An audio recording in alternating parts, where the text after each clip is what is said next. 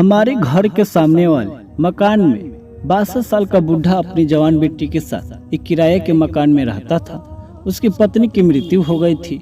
उसका कोई बेटा भी नहीं था। अंकल जी की बेटी बहुत खूबसूरत थी। उसकी शादी की उम्र हो गई थी। जो कोई भी उसे लड़की का रिश्ता मांगने जाता तो अंकल जी उसे धक्के देकर घर से निकाल देता और अपनी बेटी के बारे में बहुत ही चौकन्ना रहा करता।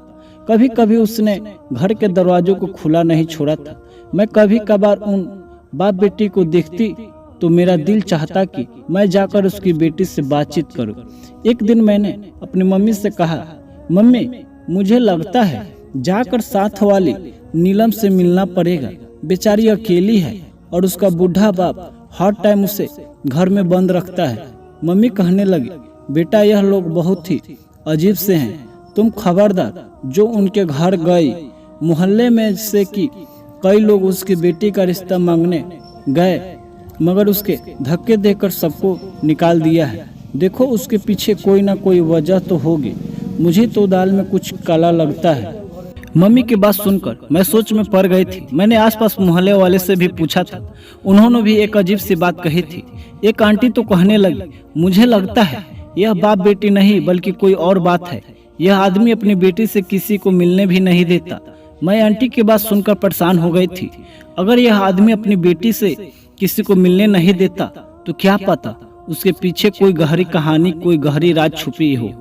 मेरी बात सुनकर वह आंटी हवा में हाथ लहराते हुए बोली, अरे बेटिया कोई वजह नहीं होगी, बस आजकल जमाना ही खराब है। तुम भी उन लोगों से दूर रहो। अब मेरे दिमाग में शक पहले से ज्यादा बढ़ चुका था। मैं किसी सूरत भी उस मामले को यूं ही जाने नहीं देना चाहती थी। एक दिन जब मैं उस घर के दरवाजे के आगे से जाने लगी तो मुझे अंदर से रोने की आवाज आने लगी। रोने की आवाज सुनकर मैं दरवाजे के पास ही खड़ी हो गई। मैंने कान लगाकर सुनने की कोशिश की तो एक लड़की की रोने की आवाज थी। मैं घर के दरवाजे पर कोई तो दरवाजा खोला तो सामने वही अंकल जी खड़े थे। उनके चेहरे पर गुस्सा था। क्या बात है लड़की, मैंने कहा। अंकल माफ कीजिएगा लेकिन आपके घर से किसी की रोने की आवाज आ रही थी, इसलिए मैं परेशान हो गई। लगा शायद मुझे मदद करनी चाहिए। अरे किसकी मदद बेटा, मुझे तुम्हारी मदद की कोई जरूरत नहीं है। तुम हमारे घर के मामले से दूर रहो, अच्छा होगा। अंकल ने खरी खोटी सुनाकर दरवाजा मेरे मुंह पर बंद कर दिया। मैं हैरान परेशान सोचने लगी, कितना बदतमीज और खगड़ूस बूढ़ा है। मैं घर जाकर यह बात अपनी माँ को बताई तो मम्मी मुझ पर गुस्सा करने लगी और कहने लगी, मैं आज तुम्हारे पापा को यह बात बताऊंगी कि तुम बिना वजह किसी की हमदर्दी जताने के लिए पड़ोस में पहुंच गई थी। तुम उनकी क्या मदद कर सकती हो।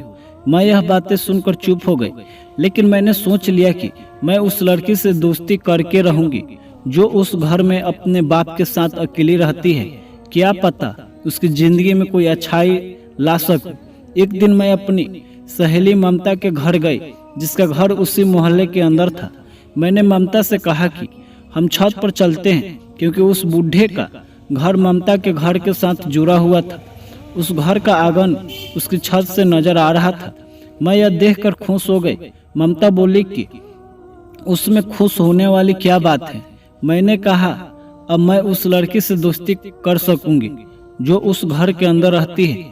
मैंने अपनी दोस्त को भी सारे समस्या बता दिए और उसे कहा कि मुझे लगता है उस घर में जो लड़की रहती है उसे हमें हमारी मदद की जरूरत है। मेरी बात सुनकर ममता ने मेरे आगे हाथ जोड़े और बोली जानती हो, तुम जिसके बारे में बात कर रही हो उसकी बात ने मुझे और ज्यादा डरा दिया था।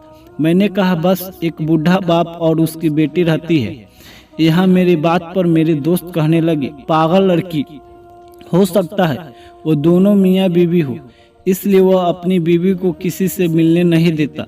कहीं लोग उसे यह ना कह दे कि तुम्हारी बीवी तो बहुत कम उम्र की लड़की है, जबकि तुम उसके बाप लगते हो। तुम्हारा पति ज्यादा उम्र का है। मैंने उससे कहा, जो भी है, मैंने उसे लड़की को रोते हुए देखा है। उसे हमारी मदद की जरूरत है। हो सकता है। मेरे दोस्त ने कहा कि अच्छा है, हम अपने काम से काम रखें, वरना हम बेवजह किसी मुसीबत में फंस जाएंगे। अभी मैं और ममता यह बातें कर ही रहे थे कि वह लड़की हमें आंगन में चलती हुई नजर आई। मैंने उसे देखकर ममता को इशारा किया तो वह आंगन में आ गई। अगर हम चाहें तो उससे बात कर सकते थे। ममता कहने लगी, तुम ही बात करो, मैं यहाँ से जा रही हूँ। खमका हुआ बूढ़े ने अपनी बेइज्जती नहीं करवा सकती हैं। ममता के जाने के बाद मैंने उस लड़की को इशारा किया। मुझे देखते ही वह अंदर को जाने लगी थी। मैंने उसे कहा कि मैं उससे दोस्ती करना चाहती हूँ। मेरी बात सुनकर उसके चेहरे पर एक दुख सी मुस्कुराहट भरी और सीढ़ियाँ चढ़ती हुई छत की तरफ आने लगी। मैंने उसके आते ही उससे राम राम की। फिर वह पूछने लगे कि तुम्हें मेरा ख्याल कैसे है। मैंने कहा, मैं तुम्हें अक्सर देखती रहती हूँ। मुझे लगता है कि तुम दुखी रहती हो। मुझे तुम्हारा बहुत एहसास होता है। क्या तुम मुझसे दोस्ती करोगी? वह बोले कि मुझसे दोस्ती करके क्या तुम भी बर्बाद होना चाहती हो? उसकी यह बात मुझे बहुत ही दुख हुआ। मैंने कहा, तुमसे दोस्ती करके कोई बर्बाद क्यों होने लगा? अगर तुम चाहो तो तुम मुझे हर तरह की बातें शेयर कर सकती हो। मैं तुम्हारी मदद करूंगी और वादा करती हूँ किसी गैर इंसान को तुम्हारी कोई राज नहीं बताऊंगी। मेरी बात सुनकर वह हंसकर कहने लगी, मैं एक बदकिस्मत लड़की हूँ। मुझे लगता है मेरे बाप ने मुझे उस घर में बंद करके अच्छा नहीं किया, लेकिन अब जब अपनी कहानी देखती हूँ तो ऐसा लगता है कि पापा ने जो किया वह ठीक ही किया। मैं उसी काबिल थी। मैं उसकी बात सुनकर परेशान हो गई। वह तो पहेलियाँ बुझा रही थी। मेरे पास टाइम कम था। इतने में मेरे दोस्त छत पर आ गए और बोले, तुम्हारी मम्मी तुम्हें बुला रही है। मैं अपनी मम्मी के साथ घर वापस चली गई, लेकिन मैंने सोच लिया था कि अब मैं नीलम के घर जाकर उससे बात किया करूंगी। अगले दिन मैं फिर ममता के घर आ गई। मैंने देखा छत से तो वही लड़की अपने आंगन में बैठी हुई थी, लेकिन अब की बार उसकी सिसकियों की आवाज़ ऊपर तक आ रही थी। यह देखकर मैं परेशान हो गई। मैंने उसे इशारा किया तो वह हाथ से इशारा करके बोले कि मैं ऊपर नहीं आ सकती। अगर तुम चाहो तो मेरे पास आ सकती हो, दरवाज़ा खुला हुआ है। मैं उसके घर चले गए। उसने अपने पीठ पर हाथ रखा हुआ था और वह बुरी तरह रो रही थी। क्या हुआ? क्या तुम्हारे पीठ में दर्द है? वो कहने लगे कि यह दर्द मेरी मौत के साथ ही खत्म होगा। उसकी बात सुनकर मेरी आंखों में भी आंसू आ गए। देखो, दुनिया में हर दर्द का इलाज है। अगर तुम्हें कोई समस्या है तो मुझे बता सकती हो। मैं भी तुम्हारी हर तरह से मदद करने की तैयार हूँ। तो वो कहने लगे, तुम मेरे लिए प्रार्थना करो कि भगवान मुझे माफ़ कर दे। मेरा जुर्म बहुत बड़ा है और मेरा पापा बहुत अच्छे आदमी है। मुझे वहाँ डर भी लग रहा था। अगर यह बात मम्मी को पता चल गई तो वह मुझसे कितने गुस्सा होगी। लेकिन उस लड़की की शक्ल और उसकी दुख भरी बातें आप भी सुनते तो आप भी यही करते। यह देखकर हैरान रह गई कि गरीब सी दिखने वाली उस बाप बेटी के पास काफ़ी कुछ था। लड़की ने अपने कमरे में बहुत सारे कपड़े रखे हुए थे और यह महंगे कपड़े थे। वो कहने लगी कि यह कपड़े मैं कभी नहीं पहनती। मैं भी नोट किया कि उसने खुद तो हर टाइम गंदे कपड़े पहन रखे होते थे, लेकिन उसके पास हर तरह की रेशमी झोरे थे जिन्हें देखकर लगता था कि यह लड़की बहुत ज़्यादा अमीर है। अगर तुम्हारे पास इतने अच्छे कपड़े हैं तो तुम उन्हें पहनती क्यों नहीं हो? मेरे बात पर सुनकर वह रोने लगी। बस फिर कभी मैं तुम्हें बताऊंगी। अब उन कपड़ों को पहनकर मुझे खुद से डर लगता है। अगर तुमने जानना चाहती हो तो ले जाओ, तुम्हें बहुत अच्छे लगेंगे। उसकी बात सुनकर मैं चुप हो गई। मैं किसी सूरत उसके वह कपड़े नहीं लेना चाहती थी, लेकिन उसने बहुत ज़्यादा कहा तो मैं एक सूट ले लिया। वो बोली कि तुम उसे ले जाओ और जब मैं मर जाऊं तो मेरे अर्थी पर जरूर आना। भगवान से डरो। लड़की, तुम्हारी उम्र ही कितनी है और तुम मरने की बातें कर रही हो? फिर उसने अपने कमरे में रखी एक अलमारी को बड़ी हिफाजत से खोला। उसमें से एक काले रंग की डायरी निकाली और फिर उसे एक लिफाफे में डालकर मुझे दे दिया और कहा कि मेरे मरने के बाद मेरे पापा को दे देना। मैंने डरते हुए वह डायरी भी ले ली और अपने घर वापस आ गए। उसके पेट में जो दर्द था वह बढ़ता जा रहा था। मैं घर वापस आई। माँ ने मेरे हाथ में इतना महंगा सूट देखा तो कहने लगी कि बेटी, यह तुम कहाँ से लेकर आई हो? मैं माँ से कोई बात भी छुपा नहीं सकती थी। डायरी के अलावा हर बात मैंने अपनी माँ को बता दी। मेरी माँ ने यह सुना तो वह अपना सर पकड़कर बैठ गई। बोली कि तुम कितने बेवकूफ़ हो। मैं तुम्हें जिस बात से मना करती हूँ तो तुम वही हरकत करती हो। अगर तुम्हारे पापा को या मोहल्ले वालों को यह बातें पता चली तो वह क्या कहेंगे? कल को उसके साथ कुछ हो गया तो तुम क्या करोगे? वह तो मरने की बातें कर रही है। अगर वह सच में मर गई तो क्या होगा? मम्मी आप कितने खुदगर्ज है। मम्मी ने अब मेरी बातें सुनकर मुझ पर बहुत सख्ती से मुझ पर पाबंदी लगा दी। मैं दोबारा उसे घर की तरफ जाने का सोच भी नहीं सकती थी। मैं पछताता रहती थी कि मैं अपनी माँ को खामोका उसकी बात बता दी, लेकिन मेरे पास आने को ज़्यादा टाइम नहीं बीतता था। वह 2 दिन के बाद उस घर से मौत की खबर आई। पता चला कि वह लड़की जो अपने पापा के साथ अकेली रहती थी, वह अब भगवान को प्यारी हो गई है। यह बात सुनकर हम सब हैरान हो गए थे। मोहल्ले वाले भी हैरान थे कि एक नौजवान लड़की कैसे अचानक बिना किसी वजह के मौत के मुंह में जा सकती है। सब लोगों को लगा कि यह बूढ़ा आदमी जरूर किसी न किसी तरह अपनी बेटी की मौत का जिम्मेदार है। उसे पूछताछ की जानी चाहिए। सब लोग उसके घर में जमा हो गए। मेरे पापा भी उस घर में चले गए। पापा ने उस बूढ़े आदमी से पूछा कि तुम अपनी बेटी को रिश्ता क्यों नहीं तय किया और उसके मरने को क्या वजह है? बूढ़ा रोने लगा और रो रो कर उसका बुरा हाल था। वह बस यही कह रहा था कि उसकी बेटी खुद किसी से शादी नहीं करना चाहती थी और लोगों के बार बार रिश्ता लाने पर मुझे उन पर गुस्सा आ जाता था। उसकी मौत की वजह यह बूढ़ा नहीं था। वह बता रहा था कि अब सब लोग उससे ज़बरदस्ती भी नहीं करना चाहते थे, इसलिए पुलिस वाले को फ़ोन कर दिया गया और बताया गया कि यहाँ पर एक मौत हुई है। वह लगता है आत्महत्या है। यह सुनकर बूढ़ा बहुत ज़्यादा तड़पने लगा और बोला कि मैं अपनी बेटी की लाश की बेइज्जती नहीं होने दूंगा। वह कुदरती मौत है। मैं उसके बारे में कुछ नहीं जानना। काफ़ी साल से वह परेशान थी। मुझे क्या पता कि उसकी परेशानी क्या थी। मैंने उससे बहुत बार पूछा, डॉक्टर के पास भी ले गया। मैं आपको रिपोर्ट दिखाने के लिए भी तैयार हूँ, लेकिन भगवान के लिए मेरी बेटी को थाने और कचहरी वगैरह का हिस्सा मत बनाइए।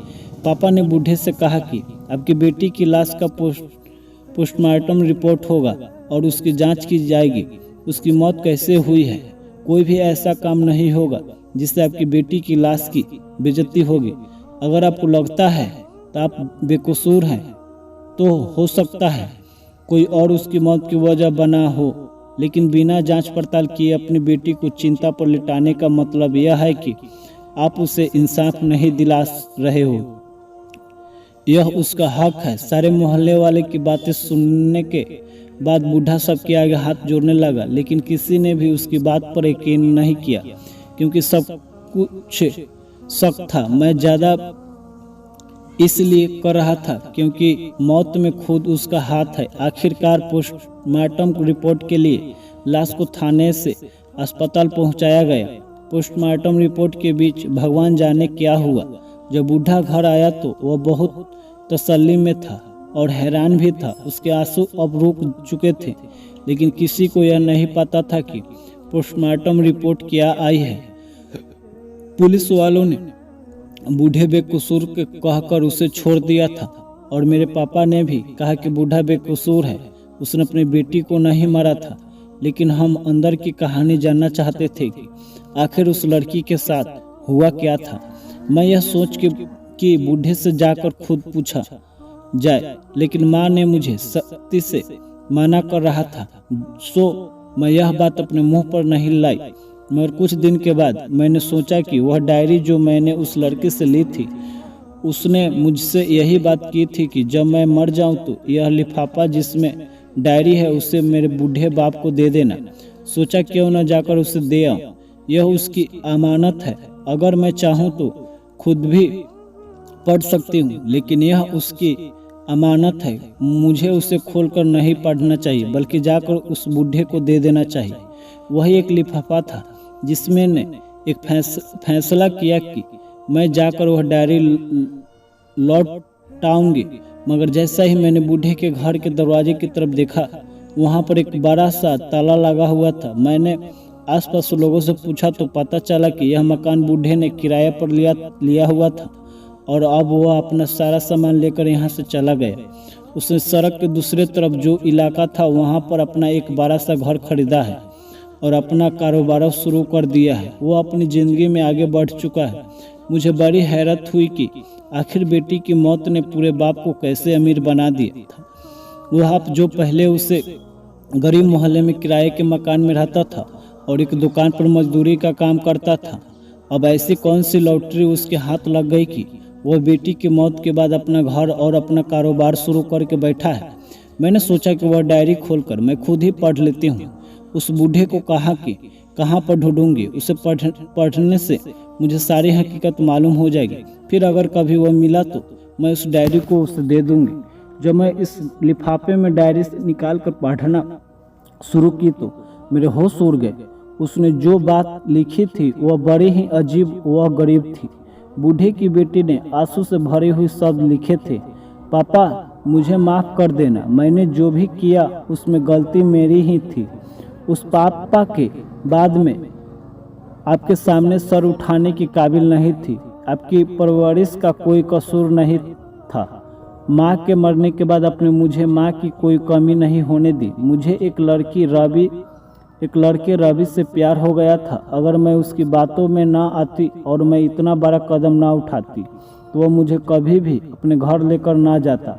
रवि एक बहुत ही अमीर बाप का बेटा था। मैं उसकी बड़ी सी गाड़ी और उसका बंगला देखकर पागल हो गई थी। मुझे लगा वह सच में मुझसे मोहब्बत करता है और मुझसे शादी करेगा, मगर वह तो मुझे अपने मकसद के लिए इस्तेमाल कर रहा था। मैं रवि को किसी मसीहा से कम नहीं मानती थी, मगर वह मसीहा नहीं, वह तो भेड़िया निकला था। मैं एक गरीब बाप की बेटी थी। मैंने जब उसके बारे से घर में कदम रखा तो उसने मुझसे यही वादा किया था कि वह मुझे उस घर की बहू बनाएगा, मुझे उस घर की शहजादी बनाकर रखेगा। लेकिन वहाँ जाकर मुझे पता चला वह तो मेरी इज्जत लूटने के लिए मुझे यहाँ लाया है। मैं अकेली लड़की कुछ नहीं कर सकती। मेरी चीख पुकार की आवाज़ किसी ने नहीं सुनी थी। अब मेरे पास कुछ नहीं बचा था। जब रवि अपने मकसद को कामयाब हो गया तो उसने मेरे सामने एक हीरे की चैन फेंक दी और कहा कि यह तुम्हारा गिफ्ट है। मैंने यही सुन रखा था कि हीरा निगलने से इंसान की मौत वाकई हो जाती है। मैं अब मर जाना चाहती थी, मैं जिंदा नहीं रहना चाहती थी, इसलिए मैं वह हीरा की चैन निगल गई। मुझे कुछ समझ नहीं आया कि वह चैन कैसे मेरे हलक से नीचे उतर गई, मगर मेरी मौत वाकई नहीं हुई। रवि ने मुझे थोड़ी देर उस कमरे में रखा और फिर मुझे मेरे घर छोड़ दिया। वे पल मेरे आत्मा पर हमेशा के लिए बोझ बन गई थी। मैं खुद को कभी माफ़ नहीं कर सकूंगी। मैं पापा से छुपकर रवि से मिलती थी और अब मैं मर जाना चाहती थी। मेरे पेट में बहुत दर्द था। मैंने आज तक किसी डॉक्टर को यह हकीकत नहीं बताई थी। मेरे पेट से निकलने वाला खजाना मेरे बाप की गरीबों को मिटा सकता था। मैं जीते जी आपको यह हकीकत बताकर आपकी इज्जत तार तार नहीं करना चाहती थी। मुझ में इतना हिम्मत नहीं था। मेरे प्यारे पापा, अब तो मर गए हूँ, भगवान के लिए मुझे माफ़ कर देना। आपकी प्यारी बेटी नीलम। उस लड़की की गम और दुख का अंदाज़ा मुझे हो चुका था। बाप बेटी की इज्जत पर आँच आने के लिए पूरी दुनिया से लड़ता है, और वही बेटी अगर अपने बाप की इज्जत चंद पलों के लिए और चंद मीठी बातों के आगे गवा दे तो उसकी बदकिस्मत कौन होगा। भगवान के लिए जो लड़कियां मेरी यह कहानी सुन रही है तो उसके सबक हासिल करे और मुझे बताएं कि मुझे वह डायरी नेहा के बाप को देनी चाहिए या नहीं। अगर मैं उन्हें यह डायरी दे दूं तो वे उसे पढ़कर जीते जी मर जाएंगे। मैं बहुत परेशान हूँ, मुझे जवाब जरूर दीजिएगा। दोस्तों, यह थी आज की कहानी। पसंद आए तो लाइक एंड शेयर कीजिएगा। हमारे चैनल को सब्सक्राइब करना ना भूलें ताकि हर आने वाली वीडियो का नोटिफिकेशन आप तक पहुंचता रहे। Thanks for watching live and subscribe. मिलते हैं हम अगली कहानी में। जय हिंद, जय भारत।